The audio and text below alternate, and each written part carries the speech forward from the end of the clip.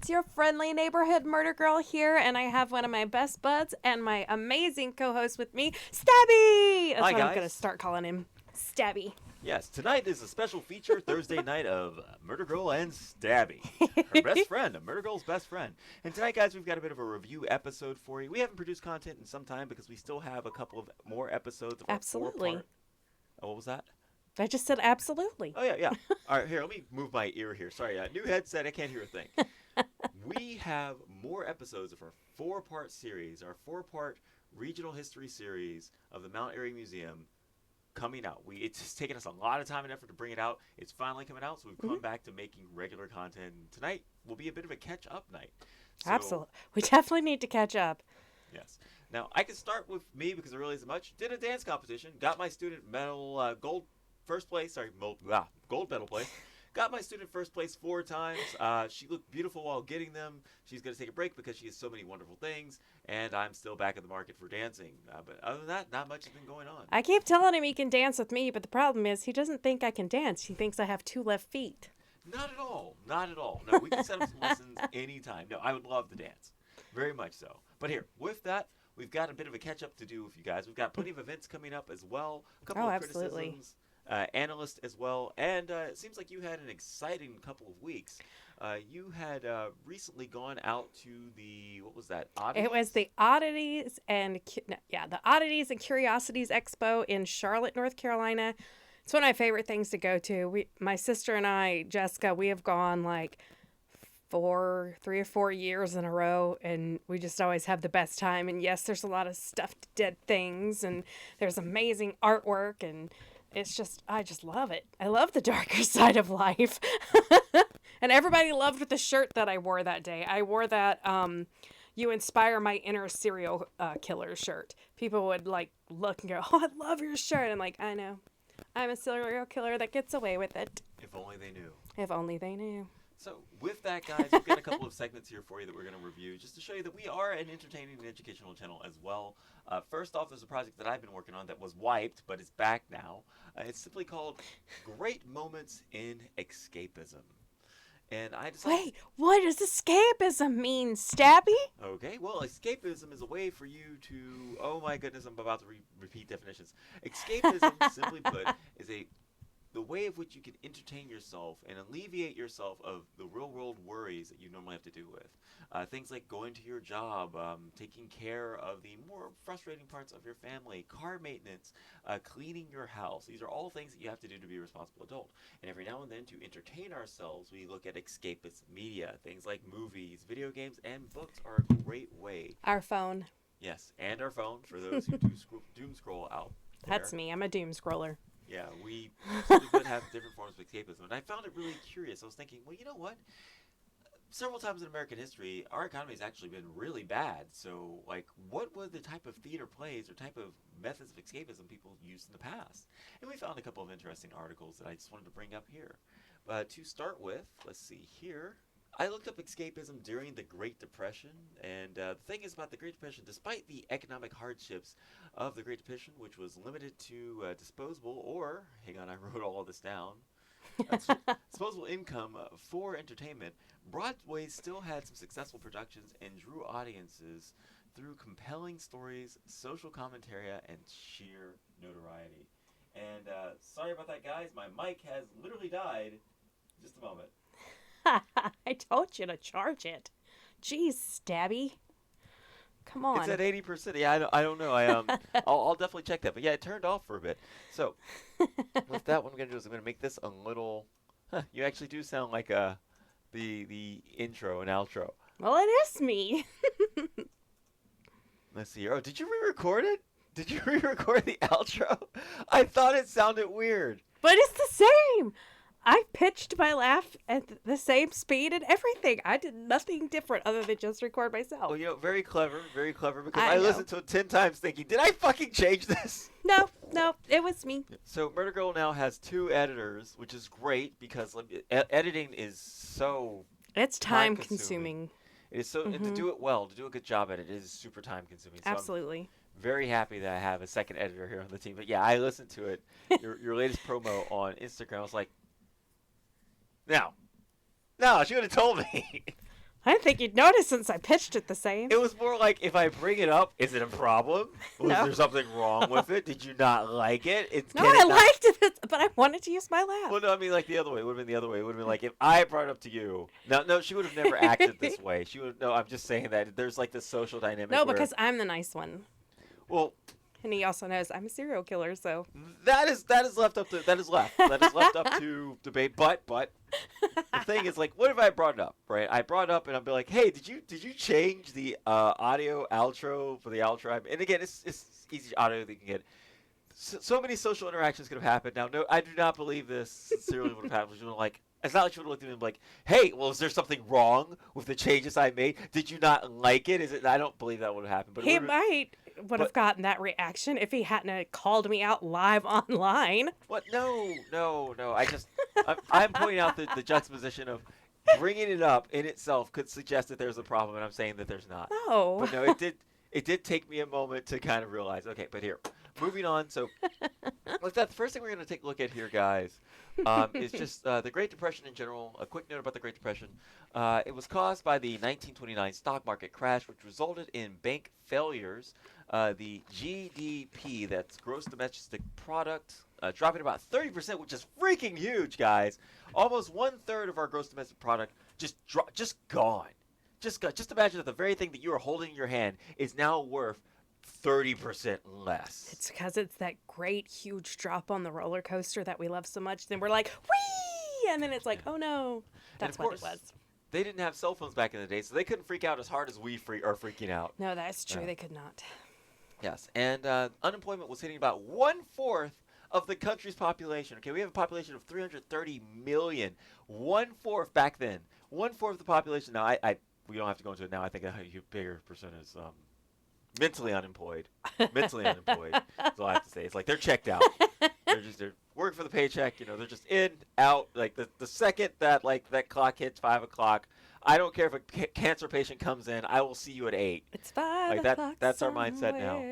And 1/4 of the country's population, which to this day is the deepest and longest downturn in history. And I was thinking to myself, well, if people didn't really have the disposable income to go out, like, what did they do exactly for entertainment? No, we're not talking stick on a wheel. But apparently there were still some Broadway... What's wrong with stick on a wheel? No, stick on a wheel is fun. Stick on a wheel is amazing. Stick on a wheel, just let you guys know, if you don't know what stick on a wheel is, stick on a wheel is the equivalent to Super Smash Brothers or Blitz 2000 today, or Call of Duty today. It was like their Call of Duty was stick on a wheel. So, oh God! Like the kid that could make the stick on the wheel go down. It was like the champion kid back in the day. It was fun. But I mean, shoot, we did it growing up, but we were poor, so. Wait, you guys did stick on a wheel? Yeah, we used a hula hoop, and then we smack it down and try to. I used the hula hoop, yeah, and to skip it. Yes. Oh my God, to skip it. And I used to play on that all the time. A pogo stick before they were basically outlawed. Yes. Oh, do you remember the bop its where you're standing there and you're bop it, swap it? Yes. I used to love those. Yes, I've gone through way too many of those. I actually got calluses playing bop it. Did you play Simon Says? I did. I drove my parents nuts. Like, they stopped getting games with sounds on it. Yeah. Same. Yes. Told me to go outside and play. Speaking spells, Memberberry speaker spells, only because I make it say terrible things. So, but yeah, so the first one. Sorry, off topic, my bad. Oh no, it's fine, it's fine. I'm feeling refreshed. I miss you. I've missed you. So, taking a look here, the first thing that came out, I'm gonna make sure that this one's either mine because she has one that's really unique. Okay, that one's not mine. There we go. So no, yeah, yours is that first one right there. No, mine's Green Pastures. Yours is that first one. Yeah, no way. Okay, yeah, that's definitely yours. So the first one is The Green Pastures. So Mark Connolly's folk drama opened up February 26th of 1930 at the Mansfield Theater and ran for 640 performances.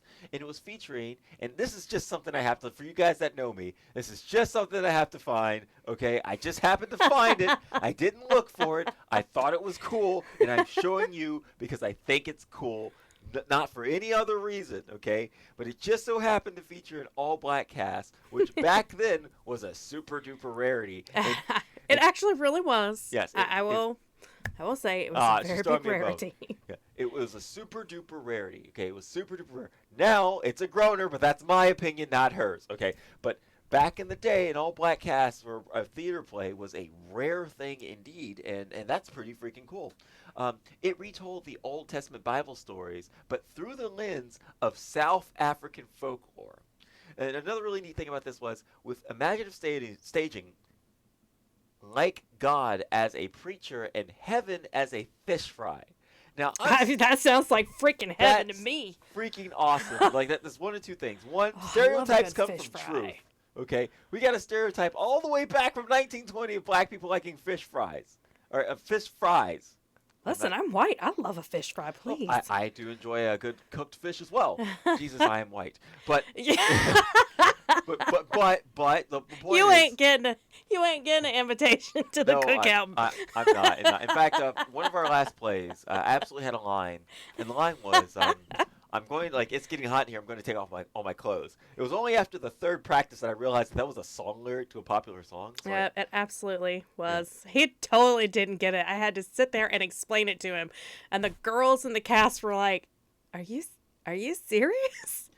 Yeah, Really?" I was reading the script. I was reading the script. But no, and the line came off, and we'll get back on topic. We have a lot for you guys today. The line was, it's like, "Whoa, it's getting hot in here. I'm going to take off all my clothes." He said it just like that. He did. It was... So right, it's supposed to be, "Whoa, it's getting hot in here. I'll take off all my clothes. I am getting so hot." I'm not beating the allegations. I'm not beating the allegations that I was switched as a kid or something. Or that I have some Bangladeshi Indian in me or something. Hey, even they know it, so come on.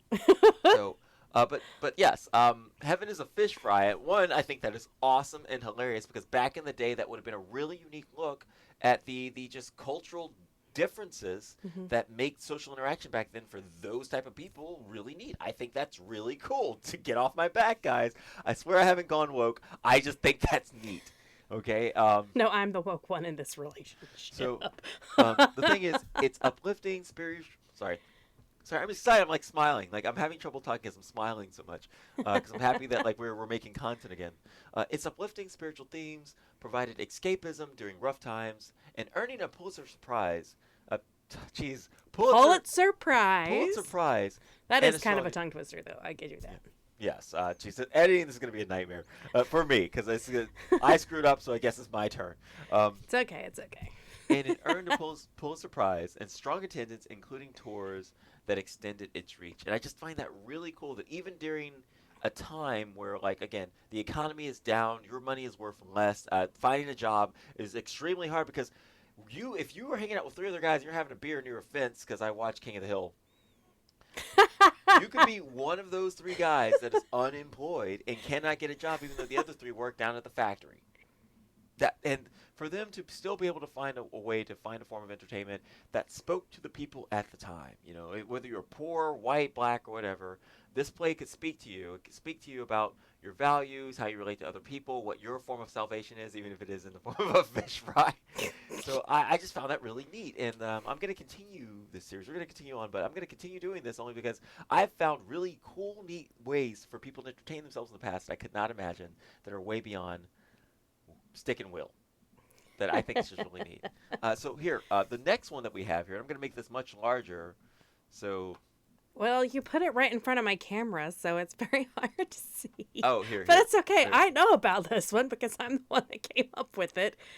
And I know about this because this performer is one of my absolute favorite female performers in pretty much all of history. She was such a go-getter and woman before her time that it's just amazing.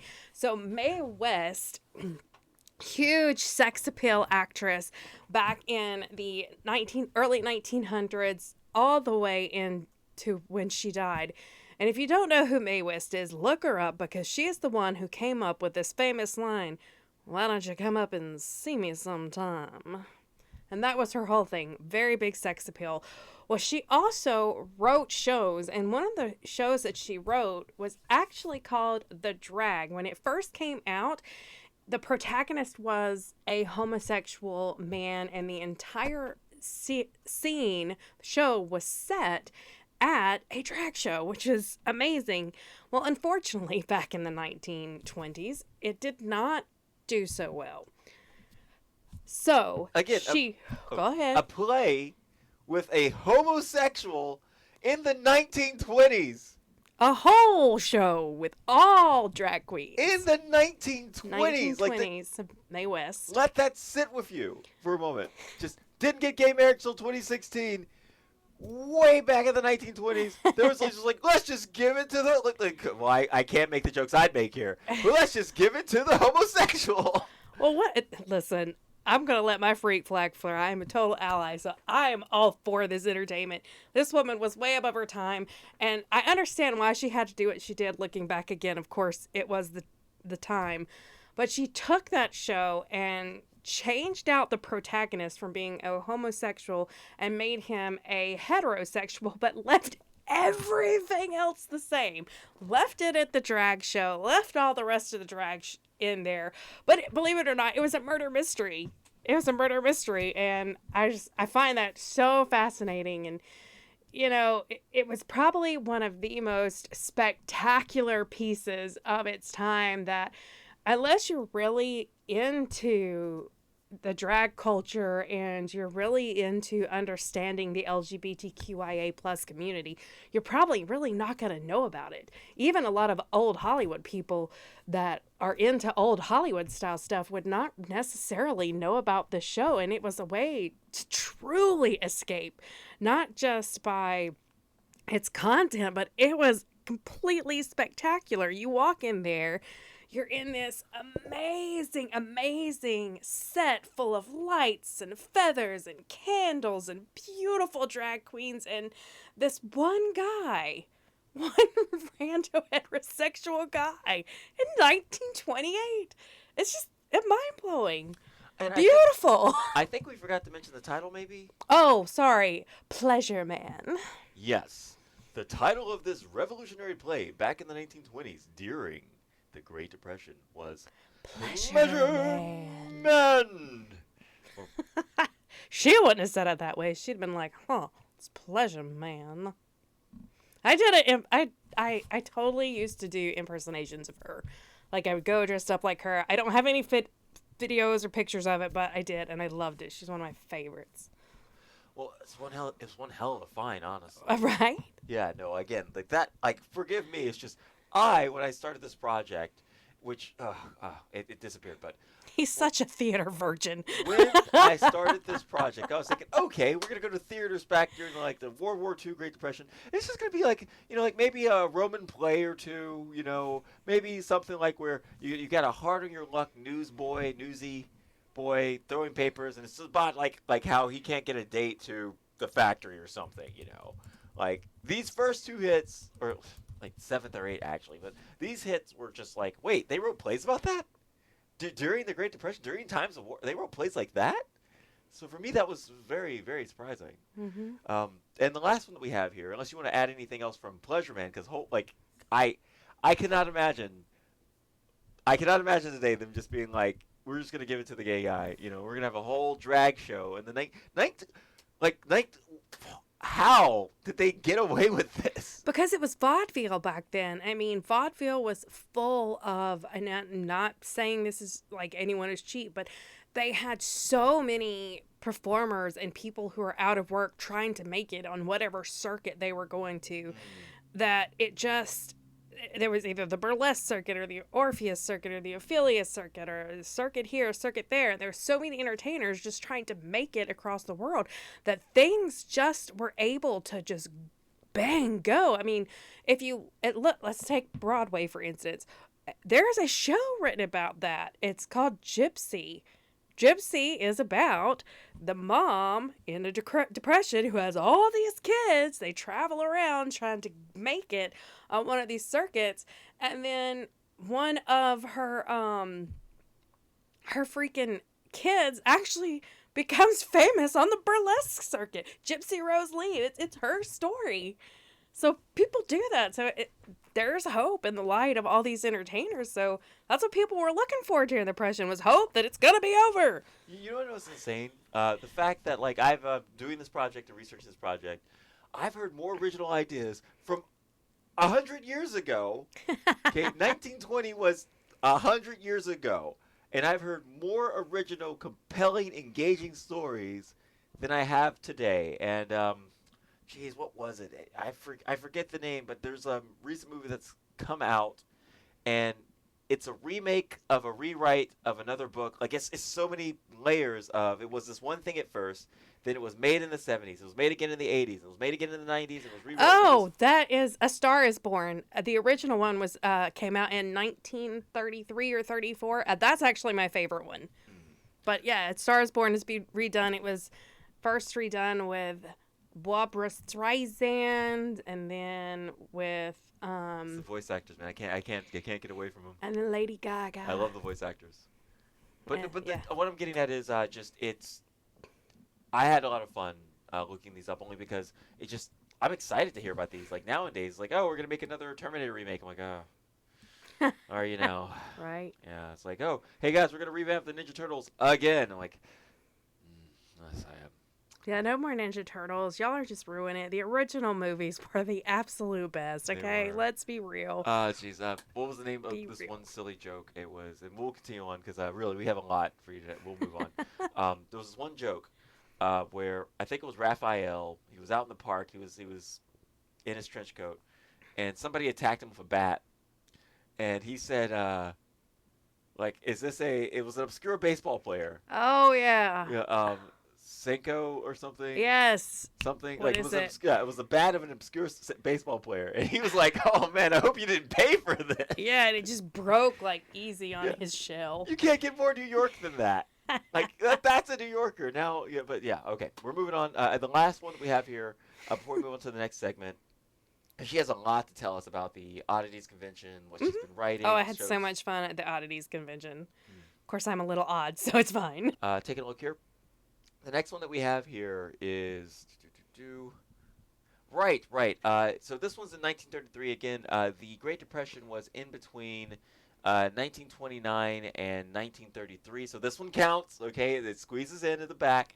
It's called Tobacco Road. Apparently, it was adapted by Jack Kirtland from S. Kean Caldwell's novel, and this controversial play debuted on December 4th of 1933 at the Mask Theater. That's Masque. Probably didn't say that right. Later moving, and astonishingly, it ran for 3,000. Mask, yes. I said it right. Mask. Mm-hmm. So it went for 3,182 performances. Okay, that's insane. There were more performances of this play than there were like years in most people's like high school and working life. That's insane to me at the time. And it basically depicted the squalor life of a poor, dysfunctional Georgia sharecropper. Georgia sharecropper. Georgia sharecropper. And I'm going to make these very large. It's time for me to get glasses, guys. A family sparking You debate. look really pretty in them. Oh, okay, here we go. Girl, you were blind. I'm not that blind. Oh my god! I mean, I gotta zoom in. That's nice. Okay, let's see here. Somebody take a screenshot of this. Yeah. Okay. Let's see here. Okay. Sparking a debate on its raw portrayal of poverty and immorality. But I can't read with the. Okay. Don't put it back on. I'm doing it right now as we're live. Okay. Oh, I don't want a selfie. Okay. Here we go. Yes, hunty. You look fine in my glasses. Okay. We're starting that over. Okay. So adapted by Jack Kirtland from S. Kean Caldwell's novel. This controversial play debuted on December 4th of 1933 at the Mass Theater, and astonishingly ran for 3,182 performances over 8 years. It depicted the squalid life of a poor, dysfunctional Georgia sharecropper family. And simply put, it would spark debate over its raw portrayal of poverty and morality. But that very shock value and word-of-mouth buzz drew massive audiences, making it one of Broadway's longest-running shows ever, and was a cultural phenomenon amid the Depression. I'm giving you a hug.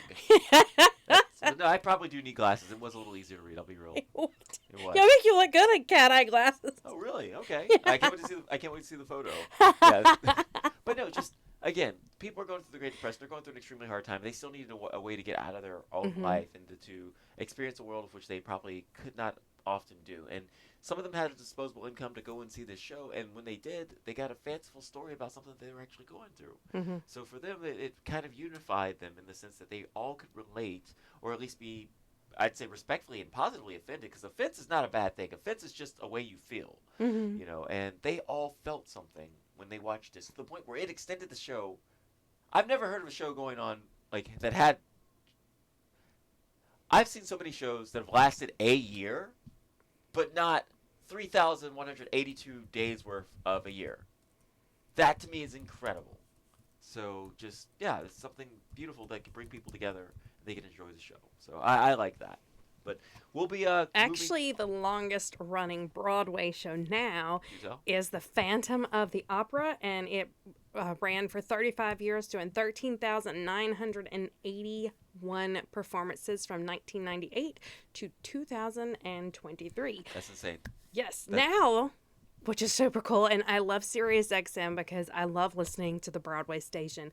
Now they have reimagined The Phantom of the Opera, and the show is now called Masquerade. And it's fully immersive. You go and they're performing the scenes right there in front of you as you go through this whole building.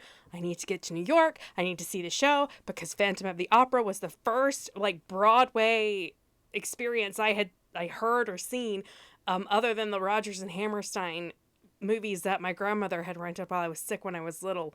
I used to sing the Phantom of the Opera soundtrack in my sleep. My mom and Granny would both come in there and wake me up and tell me to turn over because I was going, "Ah!" I can't sing like that anymore, but it was ridiculous. Well, I'd love to hear you try. No. So yeah, so they no opera for renamed me it. no more. They renamed it Masquerade. Yes, because it's After the song? Yes. Masquerade. Take their faces on parade, masquerade. Hide your face so the world will never find you. Yes, that one. No, that song is Memberberry. We learned this song in chorus when I was in high school. I don't know many people that didn't. Yeah, so just beautiful song. Okay, but I didn't mean to interrupt. No, Please. you're fine. No, I was just that's why I just got on a 13,000 soap shows. op. 13,981. It's like, come on. Could you just run it for 29 more shows? 19 more shows? Not 29. 19 more shows to make it an even 14,000. The director or the actors, or in this case, like they're burnt out. I'm burnt out by that. Like it's probably an amazing show. It's just it sounds like if it's been running for that long, I don't know. Like I know nothing about theater. If it's been running for that long, is it the same person directing it? No, usually the directors will change, the orchestra changes, the cast changes every so often because people, they tire out or they go audition for other shows and get in them, so they have to be replaced. So, yeah. Yeah, I think like after certain thousands, they're like, hey man, we need someone to direct Masquerade, and he's like, get away from me. It's like, I refuse. Possibly. Yeah. Well, I mean, Andrew Lloyd Webber, who is the author or lyricist and composer of The Phantom of the Opera, he truly wrote that whole show because of his wife at the time, was Sarah Brightman, who was the original Christine Daae. Oh. Mm-hmm. I mean... Well, I mean, you've got to impress your wife. You have to. Yeah. I mean, Well, he wrote that part just for her. And I'm sorry, but I've never heard anybody sing it any better. Yeah. I've not heard anyone sing it badly other than me just a few minutes ago. But yeah. Remember, guys, you can have the woman of your dreams. Just write an entire play so good that it runs more than 10,000 times. And even then... They got divorced, so it doesn't really matter. Oh my God, that is a... Damn! Is what I have to... Damn! I'm out of luck. I think I need to get a cat. Stop looking for unicorns. I'm telling gotta- you, they don't exist. I got to get a cat. Like the cat will You're allergic to cats. I've got to get a non-slobbery dog. Because Have you ever seen a non-slobbery dog? I just need a creature at this point to consent to me petting it, because that story killed me. He wrote that. They got divorced? Yeah. Why? I don't know. That sounds... If I serenaded someone, like, to that extent, like... They divorced in 1990 after 6 years of marriage, primarily due to growing apart and intense career demands. Was it maybe because of show Andrew Lloyd Webber, 12,260? believe it or not, wanted a quieter lifestyle. Well, Andrew Webber, you failed miserably. No, he has had a pretty quiet lifestyle, but Sarah Brightman went on to do so many other different shows, and she toured for a really long time, just Okay. doing a solo performances, which were spectacular. I would put her like right up there with Cher as far as like how Wow. fantastical her shows were. That's still crushing though. Like I just, if you created a cultural phenomenon, I didn't even know. Like their love taught me how to sing in high school. Their love gave me, I think, the 2004 version of Phantom of the Opera of 2007. Either way, it's the version, Love Never Dies? the one that I saw. Well, I can't. Oh, the movie version? Yes. Oh, yeah. No, the movie version is pretty good. I very much enjoyed that. Yeah, but the thing is that their extension of their creativity gave me that, and for me, I've held that song in my heart for all these shows. Like, oh, who could be so creative and so wonderful? And Oh, I just see, now that's why you need to go back and watch Love Never Dies, which is the follow-up story based on the book Phantom of Manhattan, which is fabulous. I love Love Never Dies. It's such a good play. Not play, but it's a musical, and the music in it is spectacular. Spectacular. I'd be more than happy to watch it. We can totally do like a musical theater or mystery theater, musical theater, what, 3000? I can't even get it out right. Right, Mystery Theater. Theater 3000 kind of vibe Mystery to Theater it. 3000. And by the way, we'll be making that content in the future too, guys, and we have a way for you to watch it with us and us not break any laws. Absolutely. So, with that, we're going to move on to the next part now because we are at the Because 30-minute he's telling me I need to shut my mouth because I'm Not talking at too all. much. I'm the one that took so much time here. But y'all would never know that outside of here, I'm actually pretty quiet. I sit quietly and play on my phone. No, please, but go on. Sorry, I got something in my. But no, she's. I'm kidding. I would say that the amount of conversation that I've received is utterly delightful, and I have no complaints on the level of decibels of which you use. So first off, where have you been? Where have I been? I told you I went to the Oddities and Curiosities Expo in Charlotte. It was only for one weekend. I only got to go for one day, but I went with my sister Jessica and my nephew and one of his little buddies, and we had the best time. I love going to the Oddities and Curiosities convention because I like the darker side of life. If you've never been to the Oddities and Curiosities Expo, it travels all over the world, here in North America and in Australia, and it's truly like spectacular. And I just love going and seeing all the different vendors. I especially love the art, and it's just fun. It's just so much fun. So we'll show you a little bit of my adventures there. I've tried to post as much of it as I could on the Murder Girl podcast on Instagram so that people could kind of stay up to date. But yeah, you'll see a picture of my sister in here, and then some of the cool little things I found, and saw my favorite shops that we stopped into, and I will tell you some other fun tales that happened as we were going through the Oddities and Curiosities convention. Okay. That's me, my sparkly glasses. Yay, I look so cute. Golly, look at the wrinkles on her eyes. Oh, that's my little intro video that I did. I was at this little store here. It's the first one we stopped at, and he had so many cool coffin things. Let me see if I can find them really quick on Instagram just so I can remember their name. All right. Because they were, I just adored it. They had pink coffins and black coffins and red coffins and coffins made out of chairs and shelves made out of coffins. It was the coolest thing to me. I absolutely adored it because, again, all things spooky are my life. And, well, spooky, deadly, poisonous. I like it all. What can I say? Well, I can't pull it up because it's not pulling it up. But anyway, when I remember, I will put it in the notes and the chats and stuff like that. Let's go to the next one, please. All right, gotta go to the next one. Here. Next one, Stabby. There we go. So this one was a stained glass shop, and I just really loved how all the different stained glass and stuff that they had there. It was really neat. This is Fantastic Stained Glass by Wicked Stained Glass. I thoroughly enjoyed looking at all the different pieces that she had. It truly was amazing. I can't wait to go back and see what else and new beautiful creations they have. See here. That's just what I need. Let's bring home more dark and scary stuff. That's something I would absolutely purchase. I would purchase myself some stained glass. I would It too. would not like the HOA would have to deal with my screamed stained glass. Right? Yeah, Why but not? yeah. Well, in our kitchen at home, we have this massive, I mean massive window that looks out in the back, and I would totally just get some glass paint and completely paint like this really cool wicked design on it with a knife or whatever. Oh, this is my friend Badger. He's from the Big Scary Show, which if you don't know about Big Scary Show, you guys are missing out, especially if you love haunted houses.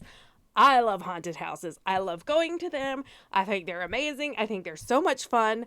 And what I really love is how innovative people are becoming now. I recently listened to one of their episodes because they are one of the country's longest running podcasts. They don't do video. They're all listening, so you can listen to them like on Spotify, on Apple, and of course through their website. They have such great, amazing content. And the episode I listened to, they were talking about all these cool haunts that were happening during Valentine's. And I hate we didn't get to go to any of them because I love haunted houses. And they don't only just review haunted houses, they go to them and they train the scare actors, which I think is absolutely freaking amazing. And one of their hostesses, who I believe is in New Orleans, and she goes by the Crone, she actually does murder mysteries down there. And I was like, what? This lady after my own heart.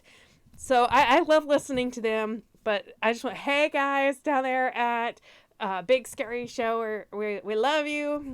It was so nice to meet you. I'm so enamored by you. But yeah, so I had to have my picture made with him.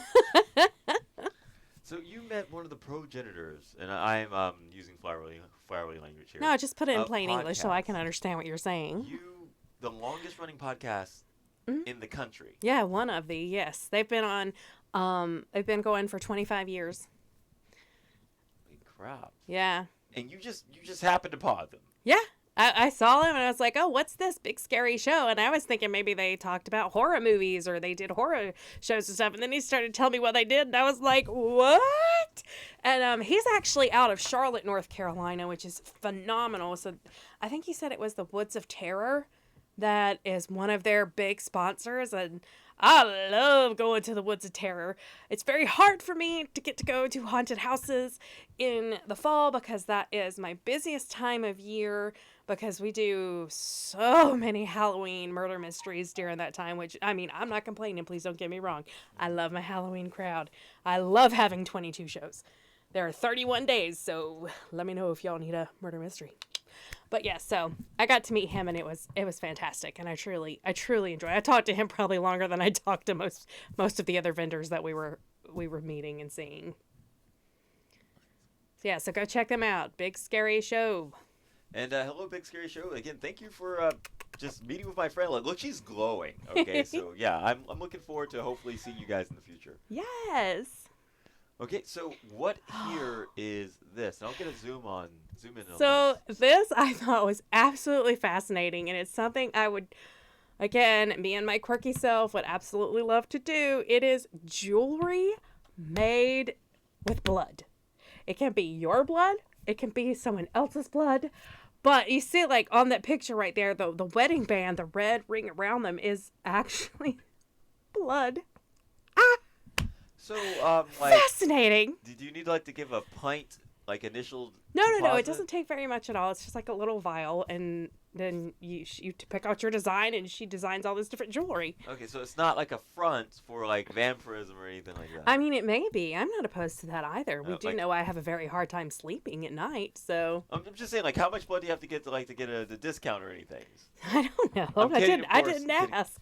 I was watching what she was doing, and she was talking to people and then explaining, but I was like, heck yeah, I would like some blood. I want a blood ring. So like is How cool is that? like if you have like type B blood, is that like a cheaper ring? I'm bothering you. No, I'm bothering are you? No, I would say not. I mean, I don't like, think it you have really O. matters what you are. And if it was going to be a cheaper ring, it'd have to be like O positive because that's like the universal blood type. Oh, this actually looks really, really cool. I wish you had gotten like a zoom in on like some more of those items. I was trying to, but I was going really fast because we got there really late because it was pouring down rain as we were driving.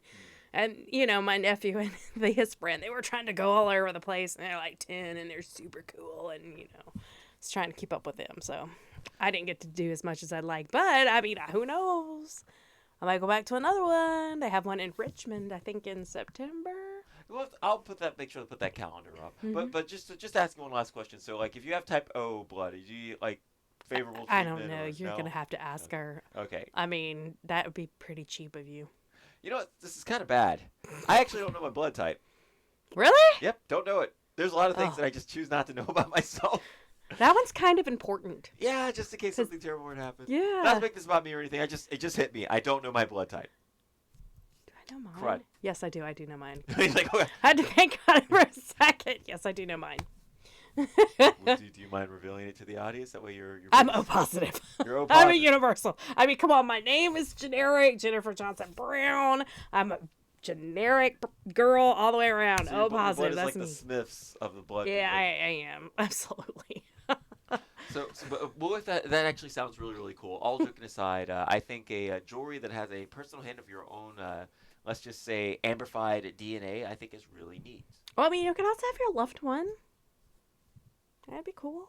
That'd be no different than people putting their ashes in jewelry and stuff like that. No, I don't judge. It's just that it's the whole getting on one knee or two knees, or both hands and knees if you're me, and being like, sweetie, sweetie, I love you so much. If I could just have a remnant of your double helix across my neck for the rest of my life, and you know maybe on my my ring as well. I need the world to know that I love you down to your DNA. Listen, that is no different than people getting locks of hair and putting it in a locket or tying it in a knot with their hair to make love potion things. It's no different.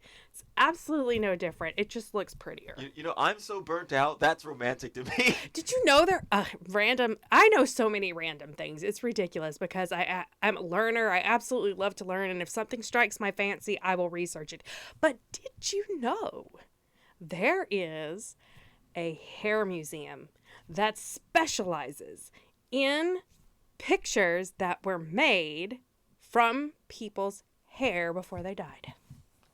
I did not know that there was a hair museum that specialized in pictures of people's hair before they died. Was it a good shot though? I don't know. But it is Layla's Hair Museum. And I saw it on something that I was like, you've got to be kidding me. But it's super, she was on some kind of show, but it was super neat.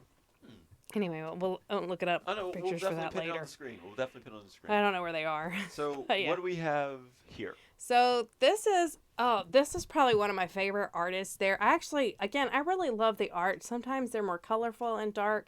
And that's what these guys are. This is from October Cult. And they were so sweet. They were so sweet. I really enjoyed meeting them. I followed them on Instagram, and I adore their paintings. I wish I could have bought one of everything because they were just beautiful. Absolutely beautiful. Love the art. And that stuff could be shown under black light so it would glow. That's the owners right there. They were so nice. Hi, October Cold. It's good to see you again. Oh, they're beautiful. I mean, I love those. I love these right here. I love them. I keep saying that, but it's absolutely true. I had such a good time looking at the art. That's my favorite. It's my favorite thing to do. Should I turn up the volume for this one? Or? Oh, no. Okay. It's just me saying pretty much exactly the same thing I just said. Was that I just love this. It's beautiful. Here, I got them on screen here. I'll pause that there. So, oh wow, I love that frame there. Yeah, they're so cute. They were and- so nice. I really, really enjoyed meeting them. And it's October Cult. Cult. October Cult. And that's what they are on Instagram, too. If you want to go follow them and see some more of their amazing artwork, it's October Cult. Yes, and make sure to click down in the description. We'll make sure to leave a link there. Hi, guys. I've never met you, but I'm looking forward to meeting you. Your stuff looks really cool. It is really cool.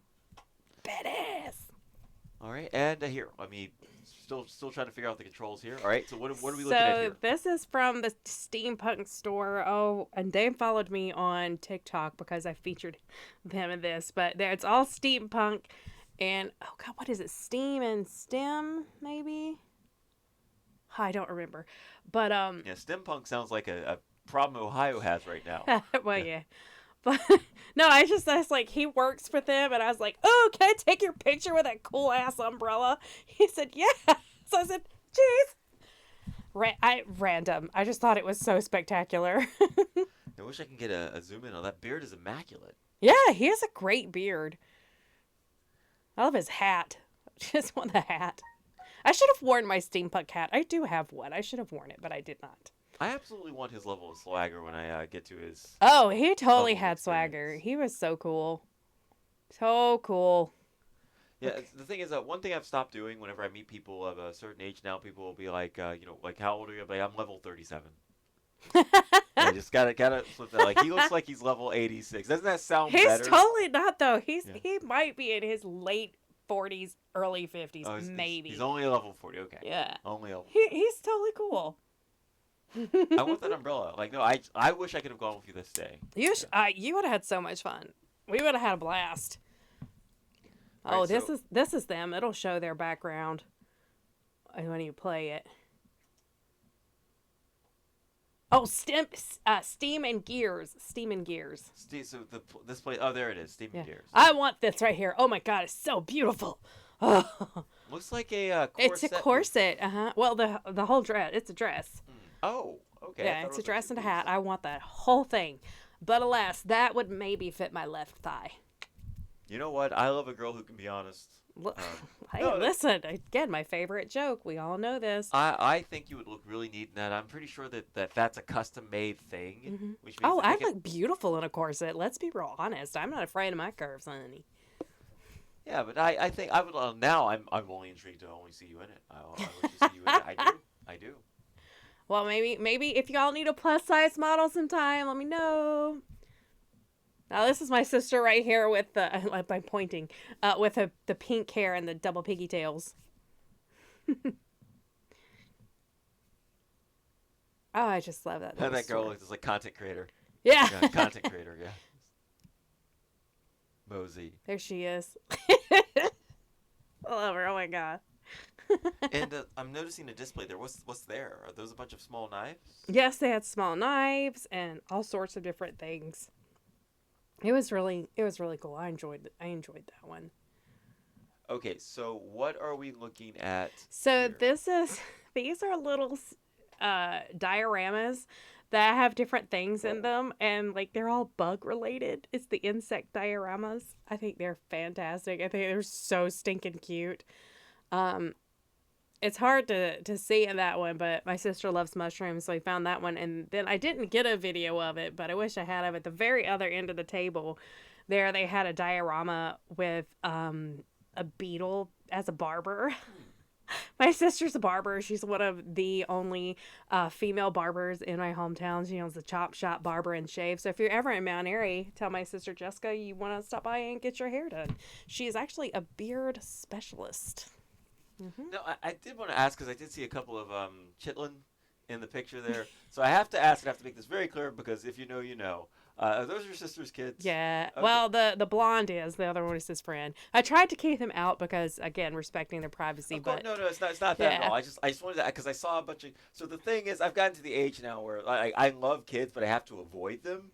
And the reason he's like grumpy old man. yeah, I have to avoid them only because like they run into me, they bump into me, and like I'm the tallest guy at Walmart, okay, or second tallest guy at Walmart. So I look really intimidating, and like for me, I just kind of like. I don't want them to scream or anything because I just look bad. No matter what, I look bad. Okay, one falls down, right? Bloody nose. It looks like I could be holding a bag of rice. It looks like my fault. That is so not true. That's why I asked, because I saw the kids bouncing around there. I was like, oh, it must be some cute family members or whatever. And yeah, that's my nephew and his buddy. And and the reason why I asked that way is because anytime I ask if anyone has kids, it just sounds like I'm flirting, and I'm just so done. Well, Jessica's married. See, and now her husband is a lineman. I can't even flirt because I'm blocked out by all these men marrying the women I like. Joke. Sorry about it. Okay, so next picture. Here we go. Oh, wow. Yes, this is Fairy Bone and Feathers. They were really cool. They had some beautiful jewelry, and it was all made out of bone. All different kinds of animal bones and stuff. It was fantastic. All of their artwork down here is different skulls and horns, and I just thought it was beautiful. So beautiful. Y'all would think that my entire house would look like this. But one of these days we'll have an episode where we're in my office and it's just not. It's just a white room. It's so sad. Mark, my husband, he's like, you're not putting that up on my walls. I'm like, you don't come in here. What does it matter? Even though I have this massive, big, black, round desk that I sit at with my screen and everything when I work. You know, I love how, like, one of the first things that comes to mind as you walk into it, and again, this is the Odyssey and Curiosities Expo. Mm-hmm. Expo, right? Mm-hmm. It's like, welcome to the Oddities and Curiosities Expo, where your first question is always, is this legal? Is it dead? So this is bone art, mm-hmm. and the bones are either placed, like, inside the vase, or is made of the vase, or inside the orb, or on the picture frame. Yeah, absolutely. Stunning. And they weren't like die cast or 3D printed. They're real bones. They're not plaster. It's real. I believe you. Now it's all about exotic animals. Because I would want like something unique. Well, they have it. There's nothing that's not unique there, and that's for sure. That's why I love going. It's just stuff that you don't see every day unless you are going to find those places, and I just love it. I love going to graveyards. Well, I mean, you are the murder girl. That is true. It's a funny story really quick about the graveyard. You can go on to the next picture while I'm telling this. But so when we first wrote The Vampire's Ball, the first one we wrote is called The Vampire's Ball, The Garden of Earthly Delights. We actually wrote that in a massive cemetery in Richmond, Virginia. Right next to the river. We just sat there and wrote it, me and Mark. This is actually one of my favorite things. I get stuff from her every year. She has some of my most favorite stickers. This is Earthenwood. I follow her on Facebook, on Instagram, everywhere. I just love her stuff. It's just so much fun, and to me, it kind of gives me this Hogwarts vibe. So, and I am a huge Harry Potter fan, obviously magic, but she just does that, and I just love her. I just love all her cute little stuff that she has. And by the way, thank you for continuing to go, because I was going to make a joke about, you and Mark writing it, and like our last episode was about a stump, so. Can't help myself. But here. I'm going to start calling him Mr. Afterlife. Sorry, all right, sorry. That's better than calling it Mr. Murder Girl. At least let me give him some masculinity. I like that. Well, he was like a really good sport about that. He was. He is a really good sport. He is. Oh, that's me. See, there you go. That is their logo, the Oddities and Curiosities Expo 2026. I regret not going. I really regret not going. You should go. Here, and the picture is a bit cut off, so I'm gonna just adjust that. That's okay. You could have seen the whole thing. Well, yeah, but I want to see more of you with the sign. I want you both to look good. There you go. I like it no matter what. Let's be real honest. I just want to chop it Cater to my ego. If you don't, I murder you. Here we go. Okay, next picture. Yeah, there's another one of me there, which is crazy. I thought there was one of me and my sister Jessica's like, we gotta make this really funny video. I don't talk or anything, so just show it. But it is okay. I was silly, so just to do something silly. Sorry, I'm only laughing because that was. Well, I was acting like I was like hating myself. Hating yourself. Yeah, well, that's what it looked like. It's what it looked like. Being silly. I'm gonna have to find a way to zoom in like a lot of these. But here, we'll go to the next one. Oh, I thought this was absolutely hysterical, this bumper sticker. It's a bumper sticker. It is. It's a bumper sticker. Halloween forever. Fascism never. You know, I think the kids are going to be all right. I like that. That's pretty neat. Bat in your belfry. That's the name of this group. They were really cool. They had some really neat stickers, and they also had some really cool cards. I think this is the one that had the card that I want. It's stuck. It is stuck here. Oh, no. There it is. It is! Oh, it's this one! Because I do love vampires very much. I want this card, so if anybody out there is a fan and you want to send me something really sweet for Valentine's, I would be very nice for that. It says, you make me want to succumb. See, the thing is, I hear that and I'm thinking like it's like a succubus or an incubus joke. Well, it is. Oh, it is. I told you. Well, I mean, it's a vampire. Oh, well, I mean, like succubus and Succumb. vampires and incubus are, I guess they're interchangeable. I mean, they both suck, so. See, I'm too literal. Like, I don't know how I became a comedian because I'm too literal. It's like I get it and it goes right over my head. That's pretty cool. So again, if Here you somebody, thought I was the blonde one. well, no, I'm the only reason I'm not. I swear, if this hair wasn't black, it'd be stark gray or blonde. We So- can make that happen. How could a fan get this to you?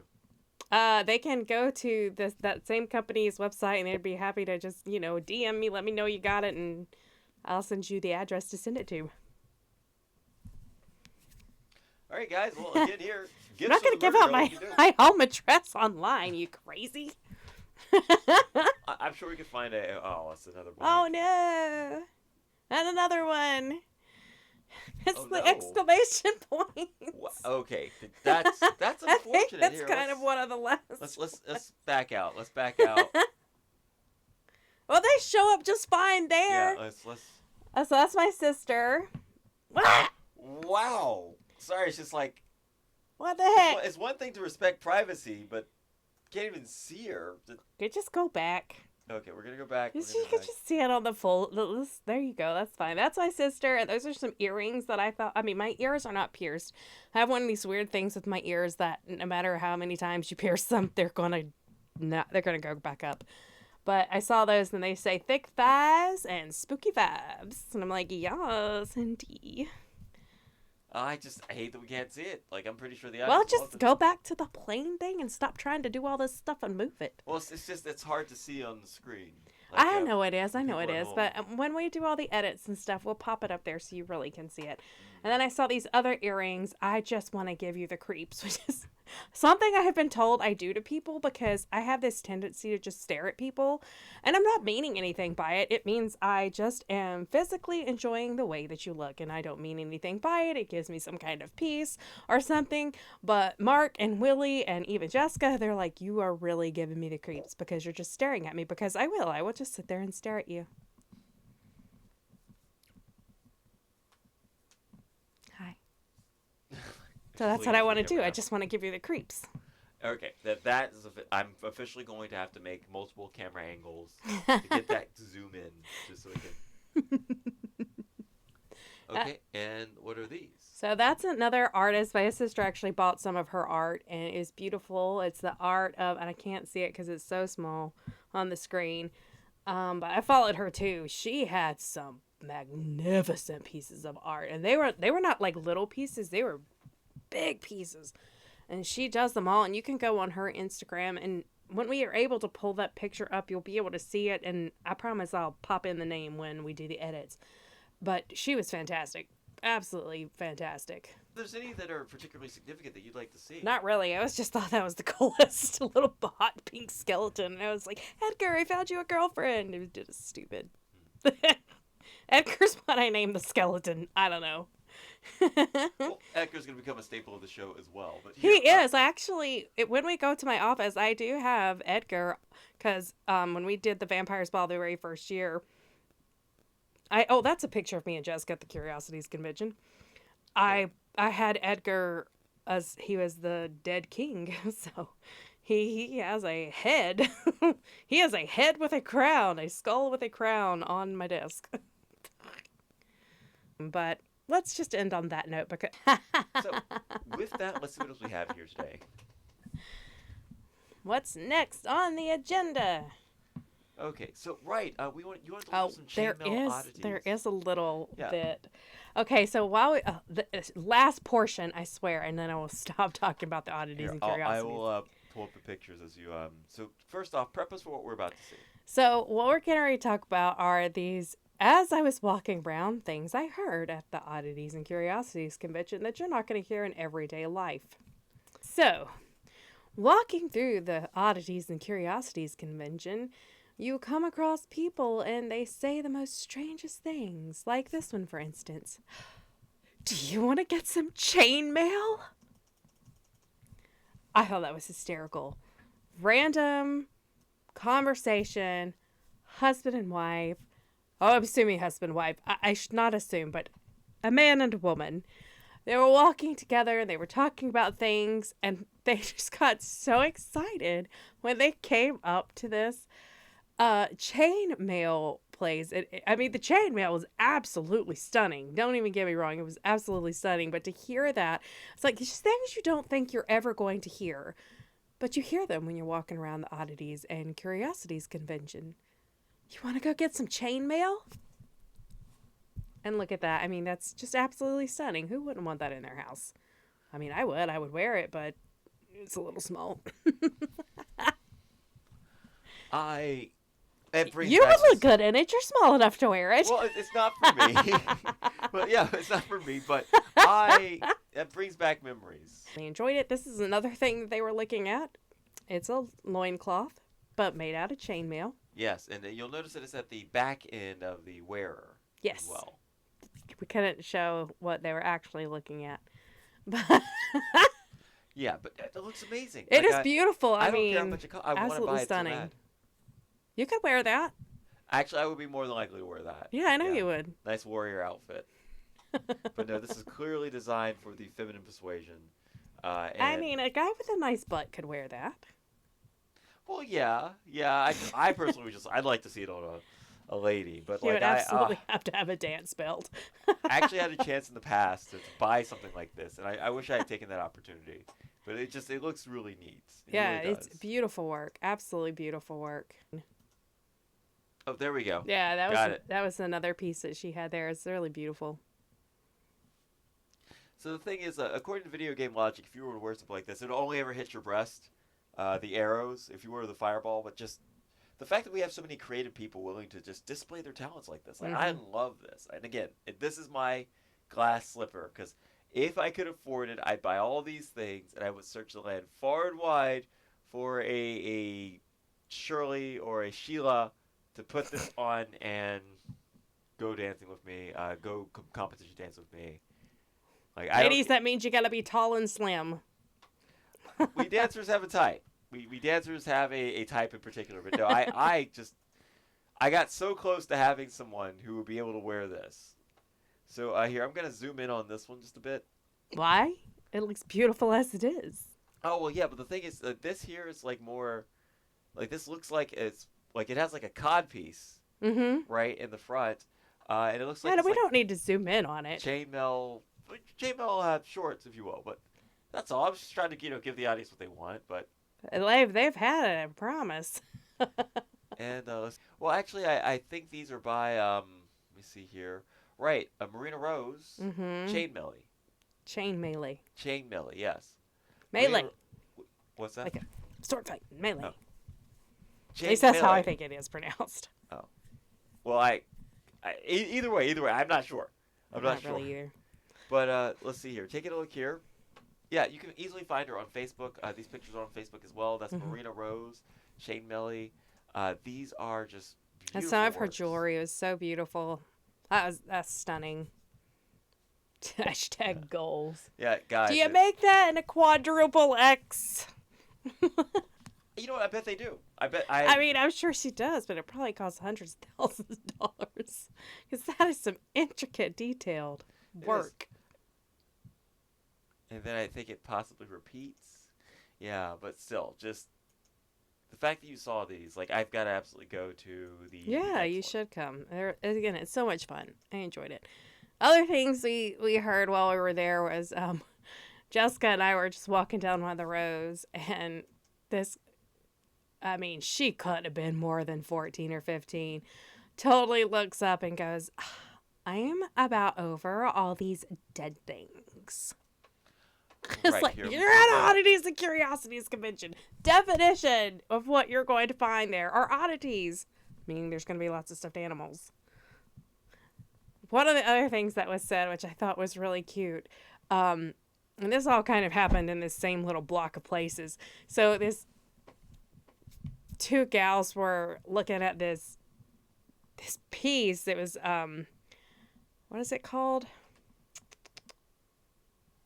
Epoxy resin piece, and that's where it's clear. And there's these two snakes fighting each other, and they go, "Oh, look at the snakes!" And I thought, you would never ever hear anything like that out in public, because somebody out in public is gonna go, "Look at the snakes," and they did not. They have a different affinity. They if do, you, they if you go do. to Oddities, like you're more than likely gonna run into the alternative lifestyle crowd that like snakes, that thinks spiders have it like an unfortunate juxtaposition. I love They're spiders. not like big scary creatures; that they're just misunderstood. Mm-hmm. I would still scream like if I was in Australia and I saw a huntsman spider, I'm screaming. Like I'm hitting notes that I should not be able to hit. That's so funny. But yeah, so and then the last one I heard standing there at the one of the many taxidermy locations, but this one was a really big one. This girl looks at this other girl's and she says, I have just paid off my credit card debt and I am about to pay off my school debt. As soon as I do, I'm getting the baboon for the playroom. And I just went, that's it. I'm walking away, because what more could you hear that would there? I was like, all right, a baboon for the playroom. Hell yeah. We've got to do more man on the street type of stuff. Oh, I think it'd be we thoroughly should. entertaining. That would have been the perfect place to do like a woman on the street kind of thing. That was hysterical. Oh God, that just got me right there. Here you go. Thinks it's my crown. I'm a queen. I used to do talk show topics about current day cultural zeitgeist type of stuff. But no, it would have been fun to be like I guess a bone on the wall, or a picture frame on the wall, or a crystal ball on the wall, hearing Crystal ball on the wall. I unique, like that. average everyday conversations of people that would go to this type of event. Because Mhm. yeah, sure, you've got the tourists, and I like to call them tourists. These are people that like enjoy seeing really weird things. They're not really going to spend any money there. They just wanted to go just to see it. But no, there are people that absolutely live a lifestyle in chainmail, absolutely live a lifestyle of taxidermy, of taking those bones and making them useful and Stuffing. functional. Yeah. Yeah. And they do all sorts of amazing things. They actually even do a taxidermy workshop, which I think is very fascinating. I don't want to do it, but I respect people that do, because it is a natural gift to be able to come and do that. I think my nephew wants to go and do that next time, but Jess says you have to wait till you're older, because it is a little bit more expensive. But it's a beautiful world with beautiful people living their best lives exactly how they like to be, without any worries or concerns about I have to dress this way or I have to dress that way, which is something I'm like really working on with myself.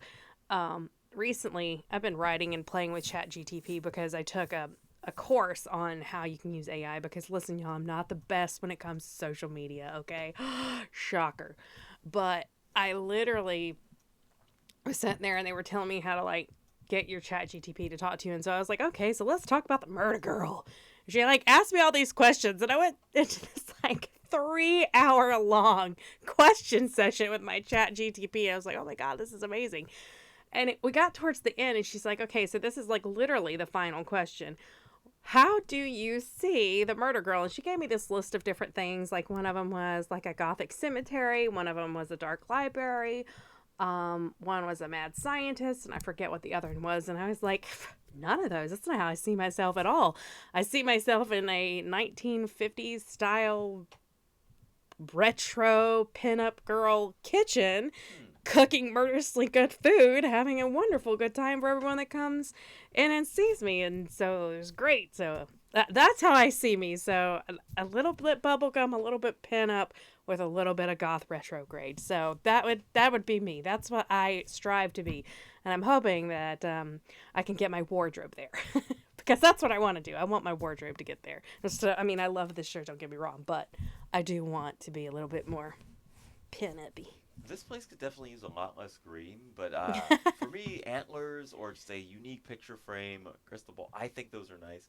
I've been wanting to collect swords and axes for a while, and I know that the Oddities place would have been the place to. Oh, yeah, they absolutely had things like that there. Yeah. Mm-hmm. I just regret not going. I truly do.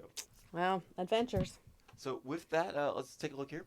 And looks like we're getting close to the end, actually. So you have actually been writing. I have. I mean, I write all the time anyway, but I write a lot of murder mysteries, obviously, because I write them all. But I've been doing a lot of other things. I have been writing a show that I've been trying to write since I was 16. It's called Hypnotic Rave. Another one that is more of a spoken word piece. And if you don't know what spoken word is, it's poetry that's done in rhythm. And it's so much fun to do. But it's called Across the Ages, and it's about these. It's played by two women.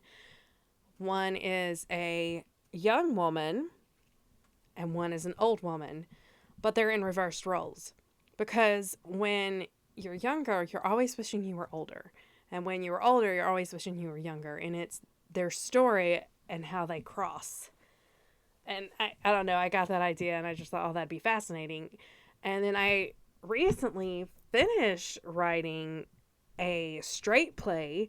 It's called Ashes and Snow. I'm really excited about this, and I was watching Harriet, which is one of my favorite movies, and I got this idea in my head that what if this plantation owner who had been really good to his slave and taught him how to read and this, that, and the other died and left his wife in massive debt, but set the slave free. And it's their story about how they fall in love and how it's very risky and very hard to get things done. And it's their story about trying to get to Canada. And I'm not going to tell you how it ends or anything like that, but it was, it's really powerful. I'm very, very excited about it. Frank Levering, who was on our episode 4, he's actually going to read it, and hopefully this summer, hopefully he will let us do it at the Cherry Orchard Theater, which I'm super excited about. So yeah, that's what I've been doing. You've been dancing. Yes, I have been dancing, and I plan on doing a lot more dancing. Just got to get a couple of things in order in my life in particular, and then you guys are going to see me basically on the acting and dancing floor all the time. Like, but for myself, I just don't think it's as exciting as what you've been doing. I'm dancing with myself. That's me all the time. That song has been stuck in my head for like 3 weeks. I can't get it out of my head. Sorry about that, guys. My background is falling apart here. So, also, let's see what else we have here. Because you have a couple of shows coming up. We do have a couple of shows coming up, and I have written all of them, as a matter of fact. If you're in the Winston-Salem area for April the 20th, yes, 420, I am doing, hey, guess what? 420 themed murder mystery called Puff Puff Pass Away. It's hysterical. Everyone who comes to that one will get a character. I'm already selling tickets for that one, so please come. And what's really cool about Incendiary Brewing, they're in downtown Winston-Salem. It's right next to a pizza parlor. What better thing to do than to have pizza and murder mysteries? And if you bring your edibles, I'm not going to say a word because no judgment here. Yeah, and have fun. Because why not? Puff, puff, pass away. Anyhow, and then the following Friday after that at Incendiary Brewing in Louisville, we're going to be doing my show Swings by Shades of Lies. And Willie's actually going to be in that one. Good old Stabby here. He's going to be in that one, which don't forget, you have to work on choreography. Choreography and singing. Yeah. No, you don't sing. Oh. Just dance. Whoops. You don't sing. At least I know that person's lines. Well, it's okay that you know their lines, but it's fine. Yeah. But yes, so yeah, we're doing those. And then I have a couple of private events that are going to be doing every Wednesday night now. Again, if you are in the Winston-Salem area, come out to the Sand Trap. That's over off of Ebert Road in Winston-Salem, on like the Peters Creek Parkway side. I'm doing trivia there at this cool golf club. It's a public club and the place is open to the public, so don't be afraid. Come on out, have some murderously fun trivia with me. And, if they have drink specials too.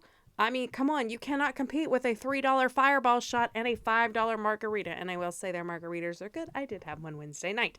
So please come and join me and have a murderously good time with your friendly neighborhood murder girl. And That's what I occasionally, do. when I'm able to make it, I'll be able to go to those as And well. Stabby. So We'll I'm bring looking Stabby forward to along. seeing your trivia nights. I went along for your Jeopardy trivia night, Mm-hmm. and the thing is, the questions were fair, they were clever, a lot of fun. It was just a good time. Yeah, I'm smart. I know a lot of random Well, yeah. So I'm gonna just let you. I'm gonna be there, guys, and if I'm lucky, she might let me read a question or two. I might. You never know. Yeah. You do have a very good speaking voice. And that's one thing I get complimented all the time on. I'm like, I know talent when I see it. Well, thank you. I was You're gonna say you welcome. get complimented on my speaking voice. I have been. Well, I chose you to be part of my productions. Thank you for that. You're welcome. But with that, guys, that is everything. We have, again, a calendar of 1, 2, 3, 4, technically 4, well, continuous events. But 4 events coming up. Again, we have 420, fun, Puff Puff Pass Away, Murder Mystery, and at Head Shop. It's at a head shop. The setting is a head shop. Incendiary Brewing is not a head shop. It's a brewery. But the premise of this happens in a head shop, which is, if you know anything about marijuana, I don't. Well, I know you don't. But that I'm giving myself away. But that's where you would go and purchase your supplies. So just remember, guys, whenever I'm cast for a black guy, it's a miscast. It is. It really is. I've had to study so hard to. But the thing is, I officially started acting for, but there were other things I would consider acting. I was playing a character before I joined Murder Girl Productions. The amount of research I had to do to play these characters was too much. Like, at some point, Sorry. I could probably learn to drive a forklift better than play an inner city gangbuster. Just Now that it's true. yeah. So that's why I'm like, head shop. What the hell is that? Like, that's like I got cast to play in Dinner Date with Death. Is unrelated. As basically a noir type of detective, I played that role better because that's just how I speak. He did. But okay, moving on. Sorry. Moving on. And then Swing Spies Shades of Lies, and that's going to be at Incendiary Brewing in Louisville. in Louisville, yes, and that's going to be on 4/24. That's and again, a Friday. which is a Friday, yes. Mhm. And then last but not least, as she stated before, every Wednesday at the Sand Trap, there's going to be trivia there and again, my notes say here. $3 fireball shots and $5 margaritas. Yeah, so feel free to make some friends, answer some trivia questions, hear our amazing voices. Until then, I think that's it. I think so too. Have a murderous night. We'll catch you guys later. Good night. Bye.